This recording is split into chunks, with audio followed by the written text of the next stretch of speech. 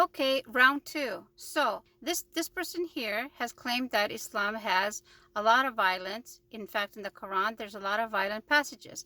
Now, separate from the video that I did before about how, yeah, Islam does have violent passages, but you're not allowed to kill an innocent person, and you get blessings for forgiveness, and you get a lot more blessings for saving an innocent life and all that. However, in this particular thing, this person is claiming that, oh, how about all these countries where if you steal, you get your hand cut off? Well, let's clarify that, okay? Let's clarify that. So in a country where the crime rate is really, really low, like in Qatar, for example, a couple of years ago when we had the World Cup, there was such a big deal about how, oh, Qatar's backwards, Qatar this, Qatar that. However, families with children were able to go around and walk in the middle of the night at midnight and 2 a.m. in the morning and have fun and celebrate and be safe. They weren't afraid of being abused. They weren't afraid of being violated. They weren't afraid of being gang, you know what? They weren't afraid of being having their car stolen or their property, or having somebody lifting wallets off their body. None of that was something that they were worried about. Why? Because they have really strict rules. Now, if you're referring to Islam having as a penalty of theft, cutting off your hand or cutting off some part of your body, yes, it is true. In theory, it is true. I don't know which country subscribes to that. I'm going to guess and say maybe Saudi Arabia, maybe other Middle Eastern countries. However, you still have to go to the court system. There still has to be DNA involved, witnesses, and court before it is decided on whether you are guilty. They don't just grab you on the street and cut off your hand, okay?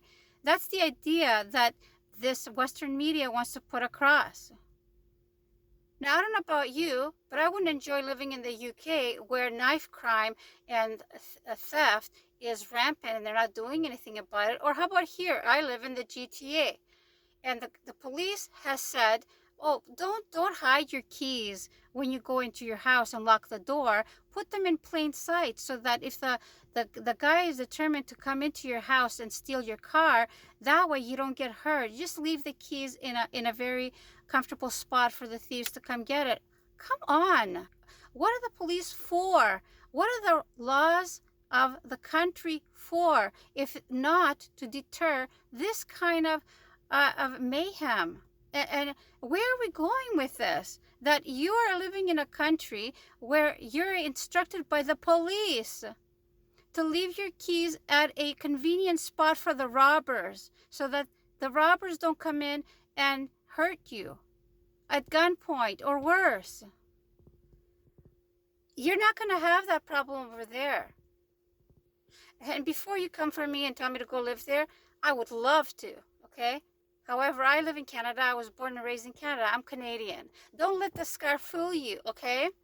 So I'm allowed to, in a democratic society, or what we deem as democratic society, to criticize our bureaucracy, to criticize our politicians. We're allowed, okay? So as long as we're allowed, I will take advantage of that and complain about it, okay?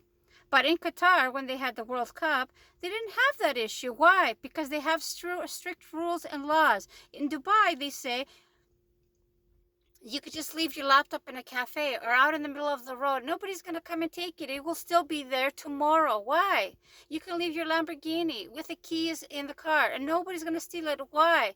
Because if you are found guilty in a court of law, keyword law, court of law, and guilty of grand theft auto, and there's nothing mentally wrong with you, and you didn't have a need to do it, you were just doing it because that is your job, yeah, for sure. You'd be stupid to commit a crime like that in a country that has those rules, because, yeah, if you go through the court system, you are going to lose your limb. That's you. That's on you. It's not on the fault of the country that has strict rules and regulations. How about the fault of the country that has no rules and regulations? In Canada, if you kill somebody, the maximum you're going to get is 25 years. Why? How is that fair to the family that lost their loved one? And if you have good behavior, you could get out sooner. We have a story here where it happened in the 90s where there was a couple here, Carla Homolka and her husband. I can't remember what his name was, but she was a co-conspirator. One of the people, the girls that were killed in their spree was her sister. And she got out after, 10 years or something like that. She served her sentences concurrently. She served her sentences concurrently and was in jail for a minimum amount of time, was allowed to get her education, change her name, and move to another country. And meanwhile, 3-4 girls were killed, some dismembered, some choked, some, I don't remember what. That's the kind of laws, loose laws that we have. And while she was in jail, and her ex as well, while they were in jail, they were getting their 3 meals a day, their exercise, probably conjugal visit as well. Who knows? Is that fair? That's more fair? Why is that more fair?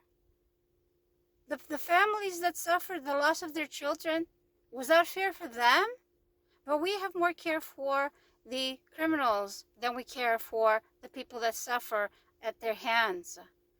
So yeah, I do think their rules there are better, because if you do steal something and you're not found of sound mind, if you're not found that if you're found that you did it because you were hungry or poor, or couldn't get money for the rent, those things are all taken into consideration. But if you're just some criminal that's going around stealing cars and stealing people's property and beating people up and killing people, yeah, you deserve what you get. You deserve what you get. And if you don't like that, too bad. That's my 2 cents for today. That's the number 2 rant of the day. Okay, have a good day. Assalamu alaikum.